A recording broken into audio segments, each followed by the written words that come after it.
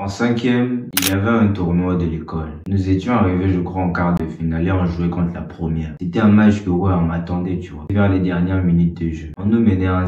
Toujours dans mon registre, je devais mieux je créais les autres. Parce que j'étais un peu le seul qui faisait la différence. J'étais un peu le seul qui me démarquait. Mon frère était là à côté, il me disait, prends les responsabilités. Je savais exactement ce que ça voulait dire. Mais je ne prenais pas la responsabilité de tirer et de marquer ce but-là qui allait nous qualifier au final. Et à la fin, on a perdu malheureusement. Et je suis rentré à la maison en me disant que c'était à cause de moi si on avait perdu. Aujourd'hui, on va parler de confiance en soi et de leadership.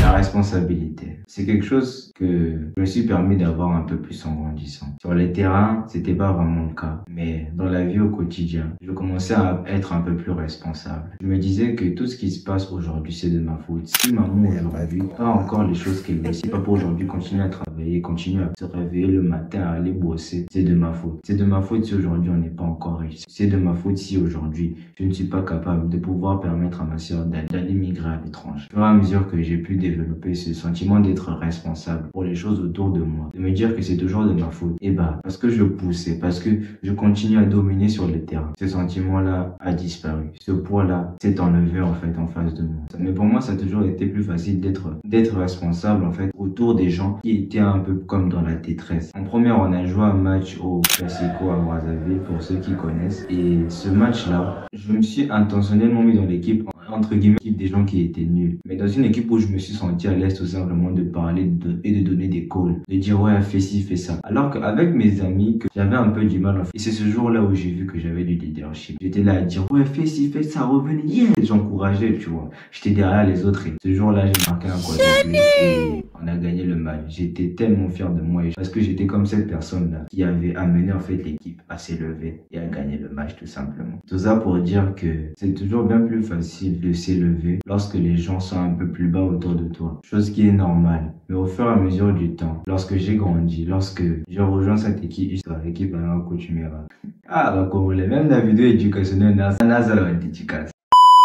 et lorsque j'ai rejoint cette équipe-là, la première année, j'étais sous-capitaine et la deuxième année, j'étais capitaine. Tu sais, ça n'a pas toujours été évident, je vais pas te mentir. Mais au fur et à mesure, je me suis senti à l'aise de commencer à donner des calls, etc. Et je me suis rendu compte d'une chose, c'est que lorsque j'arrivais à donner les instructions, motiver les gens, c'était lorsque moi-même, au fond, tout simplement, je me sentais au-dessus. Mais au-dessus, pas dans le sens où tu seras là à rabaisser les autres, non. Au-dessus dans le sens où tu te dis que c'est de ma responsabilité de pouvoir élever les autres et que je vais montrer l'exemple sur le terrain, par ma manière de faire, etc. Je montrais déjà l'exemple, mais souvent, je me disais que, entre guillemets, certains étaient meilleurs que moi. Je me sentais pas, en fait, comme légitime. Et c'est ça, ces choses-là qui m'ont souvent empêché. Mais aujourd'hui, au fur et à mesure que, tu vois, j'ai fait cette comme discussion dans ma tête, et bah, tu vois, encore une fois, là, je suis capitaine. Là où je suis en Angleterre, je suis deuxième capitaine. Alors que ça fait même pas un an que j'ai rejoint l'équipe numéro 10, c'est mon VDB déjà. Et toutes ces choses-là sont arrivées juste lorsque j'ai compris que, à la fin de la journée, il n'y a pas quelqu'un qui est meilleur que moi. Si tu viens sur un terrain, on va se battre. J'ai joué avec des joueurs, lui c'est un pro, il a joué, je sais pas, en Ligue 2, ici en Angleterre, tu vois. Peu importe, lui c'est un pro, etc.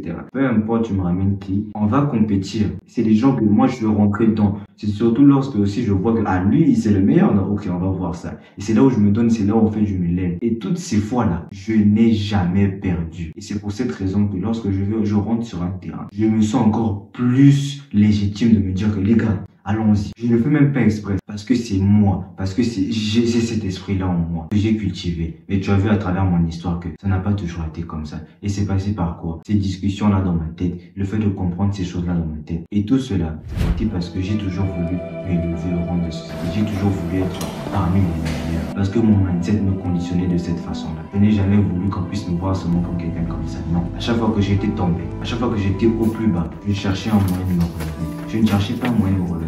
Je me suis relevé. C'est mon monde. Et c'est comme ça que je l'ai créé. C'est ma vie. Et c'est comme ça que je l'ai créé. À toujours pouvoir me lever et à faire les choses exactement comme je les visionne dans ma tête. Être le numéro 10. Que ce soit sur le terrain, mais aussi sur la vie. Et c'est pour ça que tous les jours de ma vie, je fais des efforts. Tous les jours de ma vie, je prends les sacrifices et je fais les choses qui vont me permettre de pouvoir atteindre mes objectifs. Et tu devrais en faire autant. Et la première étape pour toi, c'est de te procurer mon e-book. Si tu veux avoir des choses dans la vie, rassure-toi que si tu n'as pas un bon mindset, tu vas craquer, tu vas tomber. Tu es un jeune athlète, un jeune ambitieux en général, qui veut réaliser des choses dans sa vie. C'est exactement ce dont tu as besoin. Car à part ça, qu'est-ce que tu fais? Continuer à scroller sur Instagram. La vie te récompensera pour ce que tu feras. Prends des sacrifices, fais des efforts et tu feras que ta réalité va changer. Ça passe à travers mon e-book qui est juste en description. Clique sur cette vidéo juste ici. Si tu vas voir ce que les autres n'ont pas, sois prêt à faire ce que les autres ne font pas. Ouais.